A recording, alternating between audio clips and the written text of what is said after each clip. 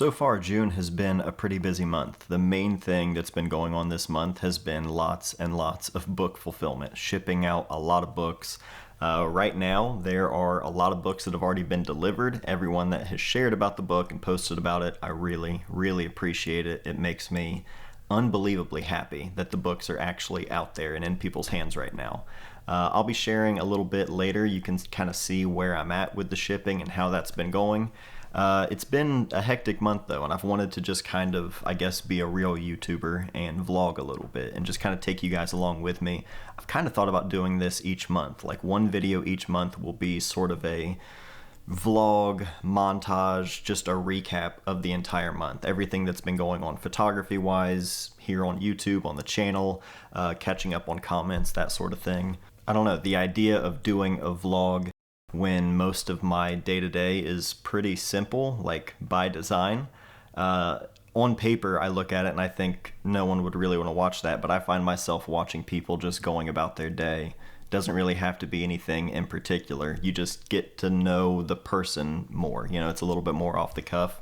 And after 10 years of doing this, I still feel like I could get better at that. So hopefully by doing this, filming more spontaneously and just talking to the camera more spontaneously, hopefully that will come through. We'll see. I think right about there. Rely on focus peaking here. How do we feel about the fisheye? I feel like for this kind of thing, it works. Just set it up. Don't worry too much about framing. If I can somehow in my head pretend it's like filming when we were making skate videos, it wasn't just skating, it was just filming everything. If I can rewire my brain to, feel like that with this, maybe that'll work. But the reason I turned the camera on is because I just came across a video here. It was in my recommended feed on YouTube, and it's called 2024 Will Ruin Film? ? This is from a channel called Metal Fingers. I've never seen the channel before. It's this guy right here. I liked the video. It was an interesting video, a lot of good discussion. So check it out. If you haven't, I just subscribed to the channel. But the reason I bring it up is because today, to stumble across this video, is the day that the Pentax 17 is going to be announced. It'll be a little under 2 hours. Once the camera's announced, then all of the videos or anything that people have made before the release, like my video, it's going to be going up as soon as that announcement is made. So it's an interesting time for me to stumble across a video like this and just talking about the future of film and all of the new things that we're seeing. It's a really interesting video, so definitely check that out. And now we wait a couple hours and see what everyone else thinks of the camera. We are about 48 hours since the camera, the Pentax 17, was announced, and I wanted to do sort of a 24-hour follow-up, basically just sharing the online discussion, what people had said to me, share all the comments, that sort of thing. I thought I would wait an extra day, and I'm glad I did, because this camera is all I'm seeing anytime I'm on social media right now. Here's the thing about gear talk, in my opinion, at least the way I see it. It's interesting to think about different cameras and try out different cameras. It's interesting to talk about different cameras and nerd out on different cameras. And it's awesome that there are so many different people that like shooting different things and different kinds of cameras and things that appeal to some photographers. Other photographers would never be interested at all. And having conversations about that is fun because why not? Actually, I think it was Ribsy who said something on Threads along the lines of like, it's just how people talk about sports. Like, it's not that serious. And I was like, that's exactly how I feel. It's not that serious at all. And some of the arguments that I've seen, I knew the camera was going to be polarizing because of the price and because it's half frame. Going off of like the Polaroid i2 when that came out, the whole discussion was the price and people saying that it was too expensive and nobody was going to buy that, and it was sold out everywhere, like immediately. I think Pentax is going to have a pretty tough time keeping up with the demand for the camera. That's not to say the camera's for everybody at all. It's just appealing to certain people a lot. And I don't own a GR3, but I know people who do and people who have been looking for one. From what I've heard, the whole Ricoh Pentax world has a pretty tough time keeping up with the demand for that camera. So How that's going to translate to the demand for this camera, we'll see. But the camera has everybody talking, and that's a good thing, in my opinion. I mentioned it on Instagram. I think any smart company should be paying attention not just to the sales of the camera, but specifically the online conversation, because that's one common thing I keep seeing online is they don't know what we want. What we want is XYZ, you know, and whatever your opinion may be, just share the thoughts, the feedback, anything you have. What would you want in a camera if this isn't for you? What would you actually expect to pay for something like that?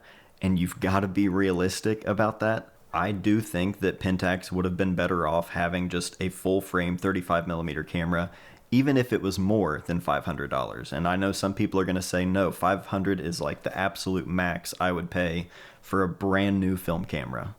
Sure. But I think that Pentax could have sold a full frame 35mm point and shoot, even if it still had scale focusing, though that is one thing that a lot of people are really against, at least the people who this doesn't appeal to. That's another thing that I keep seeing being brought up all the time. It's like, why would I pay for a camera that doesn't even have autofocus? It has, I saw someone refer to it as like a primitive, way of focusing. I think seeing everybody who is sharing their feedback as, this isn't for me, who asked for this? Like, if that many people are saying these things and sharing this feedback and this perspective, hopefully to somebody, they're going to see that as, okay, there's a void to fill. There's a type of camera that people are looking for. I don't know. Whatever your thoughts are, make sure you share them somewhere and let the companies know. Slowly but surely, these books are being delivered. It has been amazing to see people finally having the book in their hands and hearing their thoughts. It's an incredible feeling to be at this stage finally. If you have ordered a copy of the book and you haven't received it yet, just keep an eye on your email. As soon as the book is ready to go to be shipped, you'll receive an email with the tracking information. Typically, how I've been doing it the last couple of weeks, I've just had certain days of the week I schedule a pickup from the post office, so everything is labeled and ready to go, and then they come and pick it up. So sometimes if you receive the email and the book hasn't actually shipped or in transit the following day, just give it some time. Once it's in their system, you'll actually see the updates from there. And again, just massive thank you to everyone who has supported this project. It feels really, really good to finally be here, so thank you for that. You can order a copy of the book yourself if you'd like. There's a link down below to my website, and that website was made with the sponsor of this video, Squarespace. Over 10 years now, everything on my website, it's all been done through Squarespace because that's a no-brainer. I've used my website to show my work for portraits and weddings, things like that, where clients could actually reach out and get in touch with me. We could schedule appointments, things like that. Nowadays, I can share my personal projects and my own personal work. I can sell items like photo books and zines and prints. No matter what I'm doing as a photographer, Squarespace is a key part of that. Tons of different templates to choose from. It's really easy to get started, and you can customize everything to your liking with 24/7 award-winning customer service that are always there to help. I've used them myself many times. Believe me, they're helpful. It's an incredible tool for photographers, so make good use of it. You can sign up for a free trial at squarespace.com, but when you're ready to launch the website, go to squarespace.com/MattDay. Use the code MattDay at checkout. That'll save you 10% off your first purchase of a website or a domain. So thank you again to Squarespace for sponsoring this video and supporting this channel. Not a bad way to close out a busy weekend. Had some friends over for some ribs. I did ribs on the smoker, and I was super happy with how those turned out. So I was happy about that. Maybe I'll mix in a little bit of barbecue stuff in these vlogs. Anytime I'm doing stuff on the smoker, it's been fun. I've been having a good time with it. Yeah. Got to do a little bit of skating in the driveway, which was nice, even though it's been miserably hot out. Why? It's been months since I've actually stepped on my board and really skated, like a lot. It's been years, so just anything I can do on a skateboard at this age and this just kind of chapter of my life, I'm having fun with it. And then today I ran some errands. I had a camera that I had to send back to a company. I got to check out a new camera for a few days, and when I'm allowed to share it, I'll be sharing a full video. I had more fun with that one than I was expecting to, so Full video on that will be up soon. So I had to drop that off at UPS along with a few international book orders. Then I took a couple of stacks of domestic orders down to USPS, down to the post office, dropped those off, and actually had a couple of little zines in my P.O. box that were sent in by some of you, which is always awesome to see. We've got Library by Michael Sullivan and 13148 Home Base. I apologize if I don't pronounce it correctly. This is by Fabian Scheidegger. This is one that actually he and I have talked about back and forth through DMs. He mentioned that he sent something to me a while ago and it just recently arrived, so I was hoping this was in there when I checked it. But always rad to receive physical mail from all of you and the zines and photo books and things that you're all making.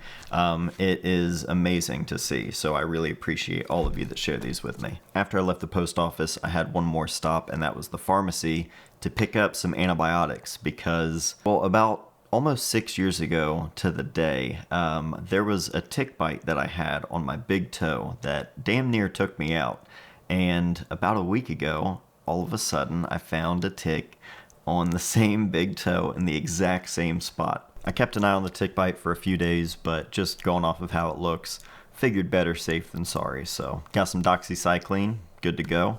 And yeah, I should probably wrap this video up. So let me know in the comments how you felt about this video, this kind of format where it's just sort of a little bit of this and a little bit of that, a little bit of dog, a little bit of cat. I've had fun with this format over the last week or so I'm definitely going to continue doing it, but I'm curious to hear your thoughts. So let me know what you think in the comments down below. That's it for this one. Love you guys. Do I need to do the usual outro? See ya.